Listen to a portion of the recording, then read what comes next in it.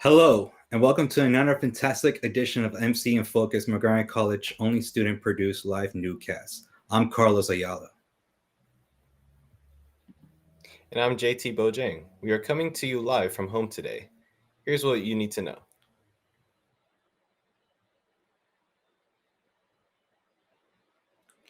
Montgomery County officials are easing COVID-related restrictions starting Tuesday, enacting phase 1 of 3. The new rule includes all business open up to 50%, malls can reopen indoor sitting and dining, and gathering limits increase to 50 people indoors and 100 people outdoors. Phase 2 will start when 60% of the Montgomery County population has their first dose. County health officials estimate it will take about 6 weeks to reach the final phase, which then there will be no specific capacity limits.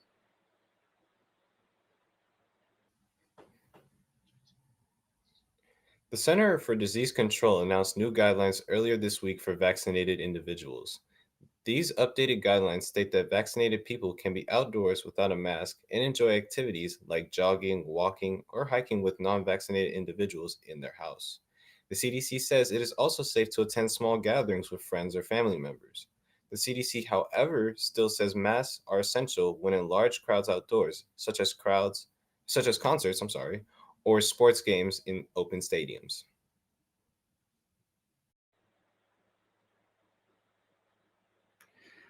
NPD is performing a cyber attack under agency after sensitive documents were leaked online Monday. Alleged Russian hacking group Babuka has claimed responsibility for the attack. Babuka is also accused of hacking the Houston Rockets early this year. The group claimed they stole 250 gigabytes of data, including information of criminal informants. DC Police Chief Robert Conti said the department has located the security breach and blocked it so that further incidents would not happen again. Unfortunately, the group did release a cache of confidential documents. A former officer who remains anonymous confirmed the authenticity of the documents.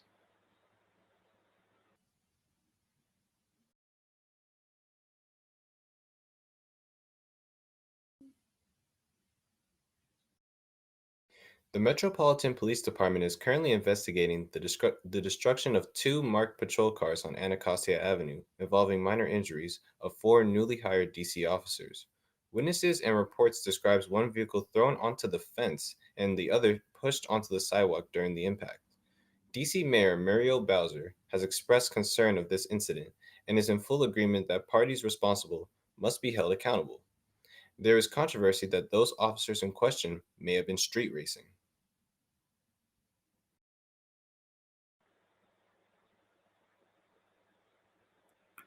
The European Union will allow vaccinated Americans to visit Europe soon.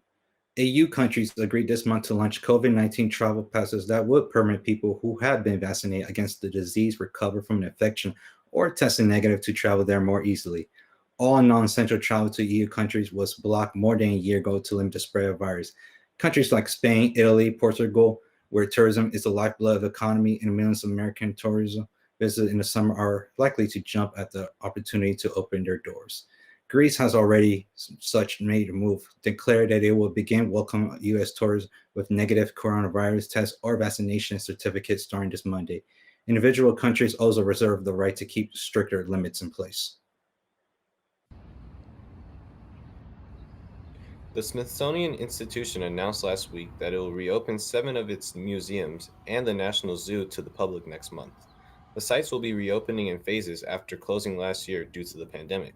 Notably, the National Museum of African American History, the National Portrait Gallery, and the Smithsonian American Art Museum will open on May 14th.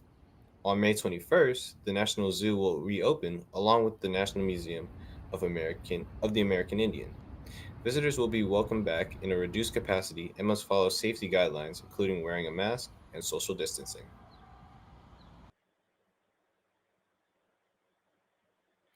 Love HBO Max and sports? Well, we got some new things coming for HBO Max soon. Turner Sports is taken to the ice, announcing a 7-year broadcast deal and digital rights agreement with the National Hockey League to bring hockey to HBO Max, TNT, and TBS starting with the 2021 and 2022 season. The NHL joined the National Football League, who have also started airing live games on online streaming service. The NFL has aired live games on Amazon Prime in conjunction with their television partners. While new things are coming for HBO Max soon, and other channels, NBC will continue to carry the NHL for the remainder of the 2020-2021 season and the NHL playoffs.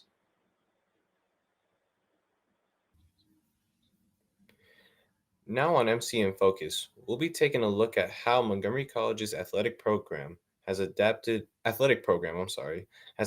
the past year as they adjusted to the pandemic. Following the strict Center for Disease Control guidelines, MC's athletics program has worked diligently to ensure the health of the athletes and staff involved with the program. Athletics has been a proud and outstanding tradition here at Montgomery College. With over 50 conference championships and over 250 NJCAA All-American athletes, Montgomery College athletic programs has always strived for athletic excellence.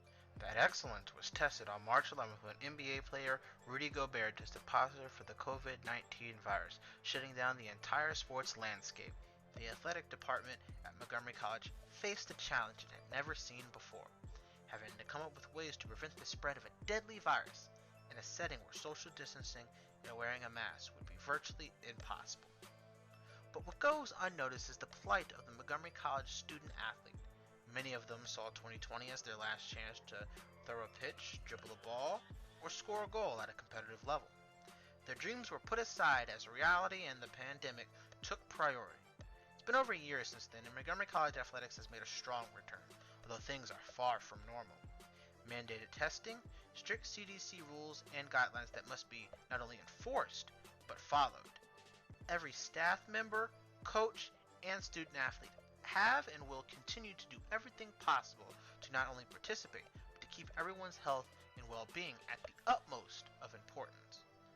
Sports has been forever changed thanks to the coronavirus pandemic, and Montgomery College athletics is no different. What won't change is that Montgomery College athletics will continue to strive for athletic excellence. They say in sports to play every play as if it is your last play. Never before has that phrase carried such a meaning.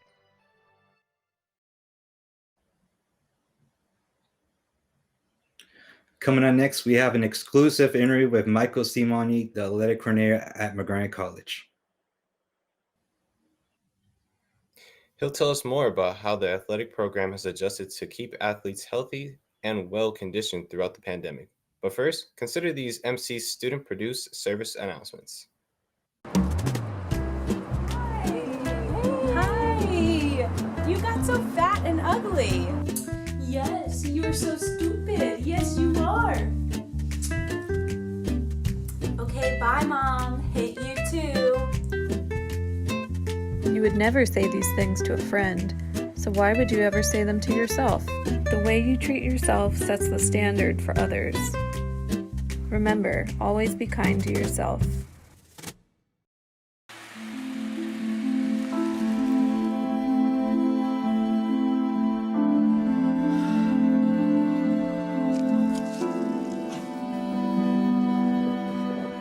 Sometimes a small act of kindness can make a big difference.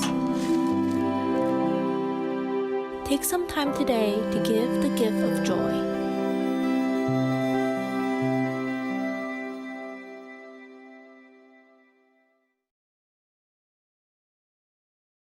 Our our very own Tristan Johnson sat down with athletic coordinator Michael Simoni to discuss the state of the athletic program at MC.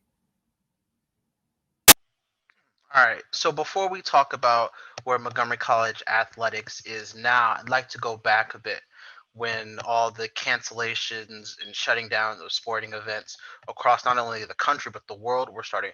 What was the college's mindset as um as it braced for the future of the pandemic? Right. Well, the college's mindset was really to get as much information about what was going on, to be able to figure out how to move forward with operations and what we called then, like a normal life or life as we used to know it. But now we're learning that that's not necessarily going to be the case as we continue to move forward. But it's going to be kind of a new normal.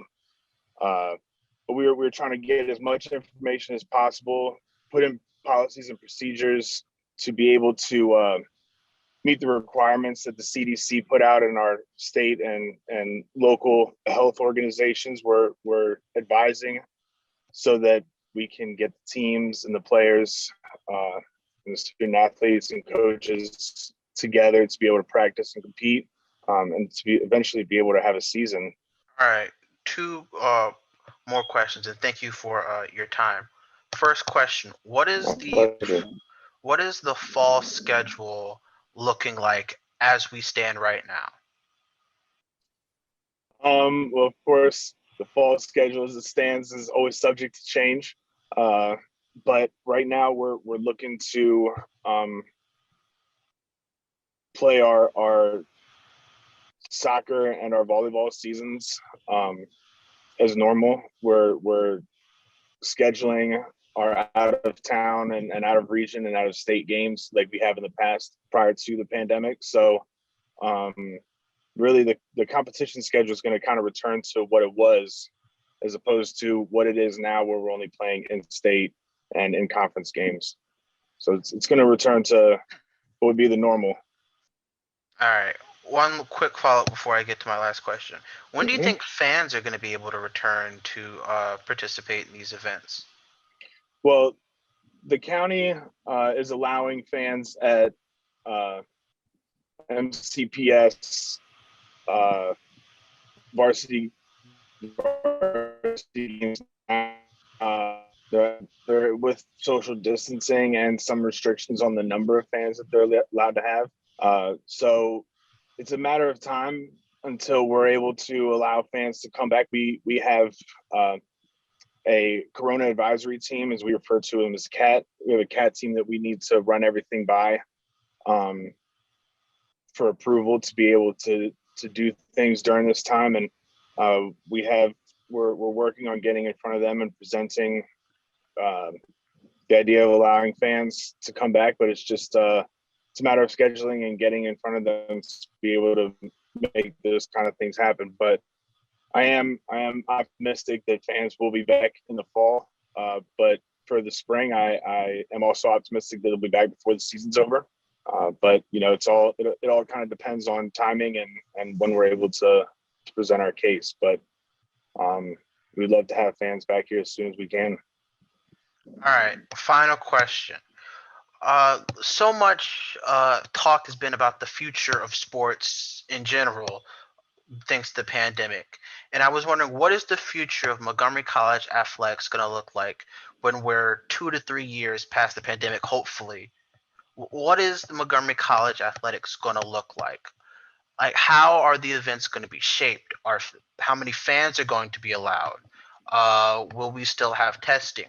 Will things like sickness and illness be taken more seriously than perhaps it is? Just tell me, what is the future of Montgomery College athletics going to look like 2 to 3 years down the line? It has presented a couple opportunities for us to be able to revamp some of our policies and some of our procedures. But being that we are on the smaller end of athletics, as far as in comparison to the University of Maryland or the Towsons or the Clemsons or the some of those other bigger schools, where we don't necessarily have thousands or tens of thousands of fans piling in the stadiums, or even hundreds, we're a little bit smaller when it comes to that. But it's definitely going to have us relook at some of our policies and our procedures and how we're able to revamp them just a little bit to fit the new post-pandemic world that we live in. So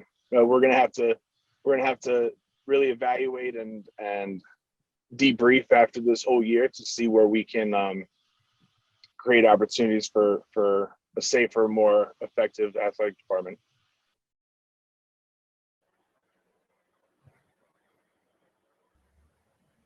Carlos. That's all the time we have today. We would like to thank Michael C. Manning for coming on the show and sitting down with us.